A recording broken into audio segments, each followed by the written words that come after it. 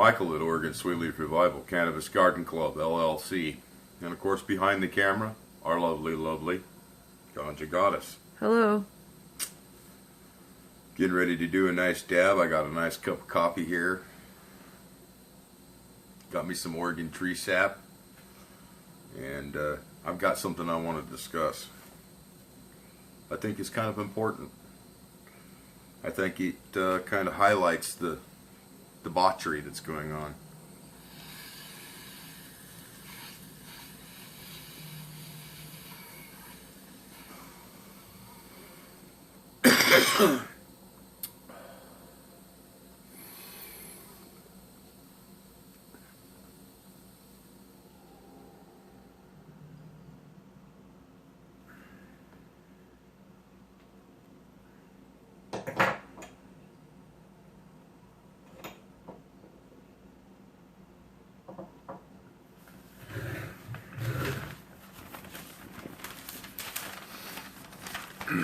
This is today's Statesman Journal, right here.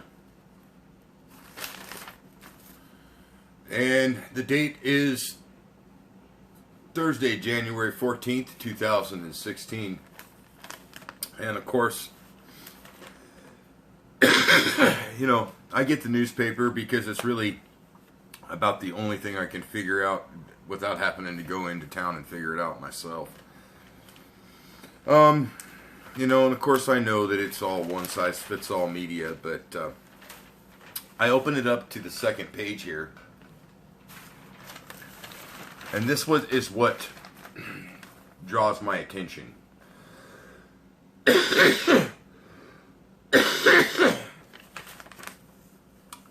So,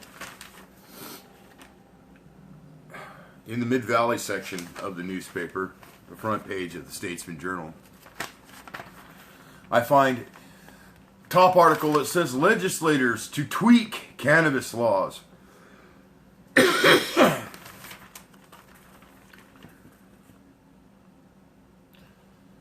State lawmakers met Wednesday afternoon to consider legislative concepts that would change Oregon's marijuana laws. Once again, OLCC can't fucking figure it out.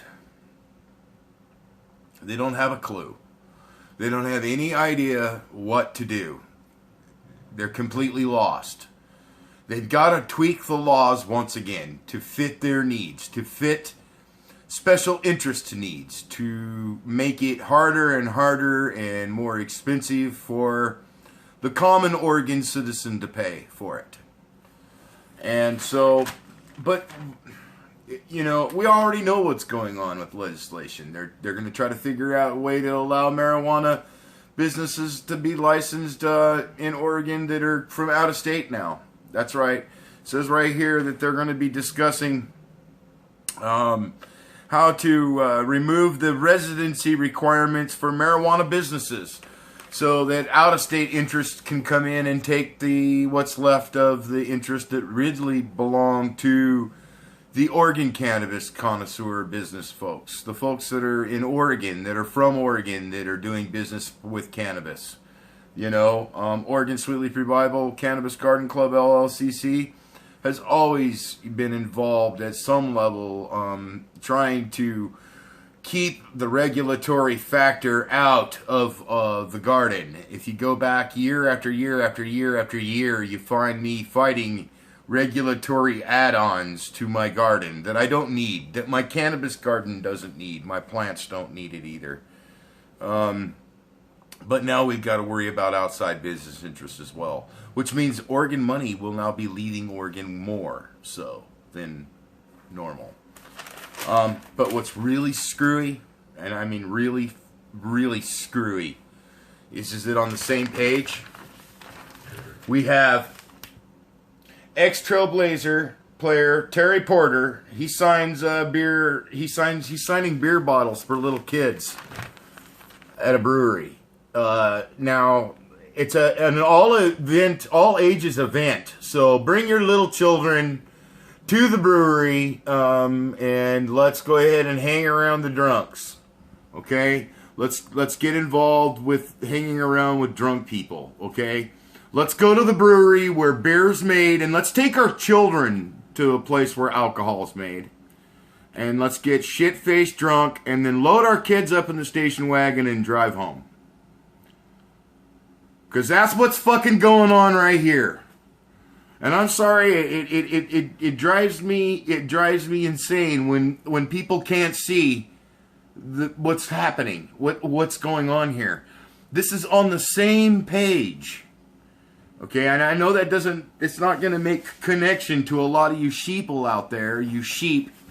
But, you know, I know that I have a smart audience, and I know that the people that are watching my show and are subscribing to our channel are people that are more open-minded to free their mind from the chains that have been bound around them by media like this, okay? And I really ask the world to take a look at this and tell me what's wrong with this, all right? Last year, Oregon lost 37 children to alcohol-related fatalities. I've already mentioned this, okay? Once again, we have an all-ages event, OLCC-sponsored event,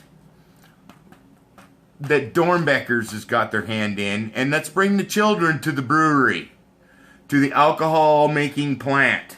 But yet up here, you want to add more regulations and to the local grower so that you can free up more space for the outside growers that are coming from out of state. And that just doesn't make any sense to me at all. And then on top of that, this whole page doesn't make any sense to me at all. And so therefore, Statesman Journal, I mean, what a go at it, man. Here it is, January 2016, and you've already screwed up. You've already fell flat on your face. You're like a fish floundering out of water. And that's what you are. And that's what Oregon cannabis is turning into. A fish floundering out of water. Because pretty soon, they're making more rules to eliminate medical cannabis in the state. I want all you medical cannabis card holders in the state of Oregon that watch me know right now they're making more moves to eliminate more medical cannabis proposals. Okay? And they're making more move to gather more control to what you do in your own garden. So that really makes sense, right? In a constitutional republic of America. But that's what they're doing, you know. But it's okay. We can bring the kids to the brewery. Tell me, I don't know what's going on in a time like this, man. We've got some pretty screwed up things going on in our world. All right, we got Trump running for president. We got Hillary running for president. That's the very bad stuff's happening to our world, man, and nobody's paying attention, you know. Wake up, America. Wake up, Oregon cannabis, too. I mean, come on, guys. You can do better than that, you know. Expect to see quite a lot of changes coming real soon to a town near you. Pretty soon, they're going to get it to the point where it's going to be one size fits all, and you're going to buy out of town. You're going to buy weed that's coming from fucking who knows where. It ain't going to come from Oregon, though. Okay, because they've already made room for outside business to come in. They've already made it so almost impossible for Oregon business owners to want to get involved in the trade. So that's the way it is. It's a sad time. Prohibition's not over, folks. It's only growing. And the ignorance only gets thicker. So,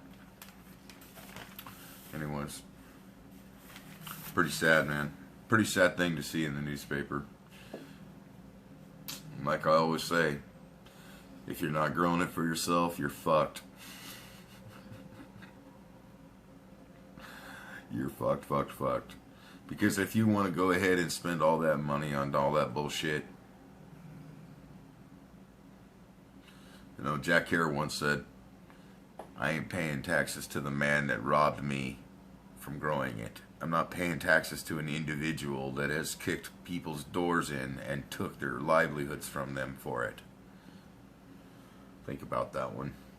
Is that appropriate? Is that appropriate that most of the taxes go to the cops?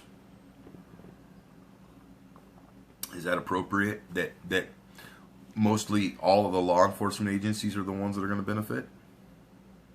Those are some things to think about. I think we need to appeal and repeal 91.